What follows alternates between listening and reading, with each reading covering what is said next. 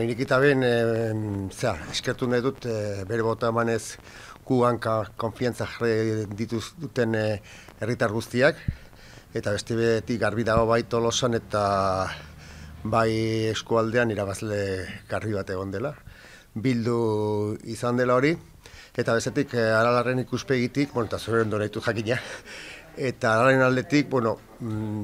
lortu dugu Tolosan ordezkari zinegozia mantentzea, eta gaina albiztore alkatetza lortu dugu. Baina horrek ez zintu ezkutatu, beretan ez direla izan, hasi batean espero geritzaken emaitzak, azkeneko autoeskundatik atzean indegula, legebiltzarreko autoeskundatik atzean indegula, eta 2003ko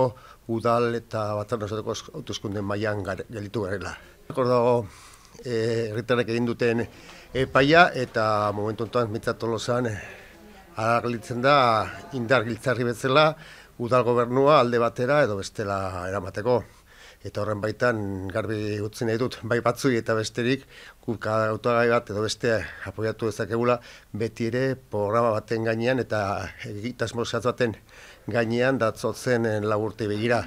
Bereziki helburu garbi batekin, Tolosa eta Tolosaldeko ekonomia berpiztu eta indartzea. Garbi daukagu Tolosa mailan, haintxe esan dudan bezala, gure apagesa bati alabesteri beti egongo dela latozen urtetan egitasmoa zehatz jartzen den mailaren gainean, aparte hauteskunde kanpainan egin diren aldarrikapetez aparte egitasmo zehatz eta jartzen den mailan gainean, nola egin nahi den egitasmo hori, eta hori da maila bat, Tolosa mailako erabaki da, baina badago beste maila bat, Gipuzkoa mailan beste gauza batzuk eta beste jokatzen diren, esaterako zen izango den diputazioan lehendakari, beste hainbat herritan alkatetzak, eta nik uste hori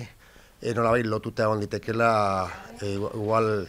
negoziazio gorago batean. Ze politika jarraituko baina arte bezala, ezkerreko politika,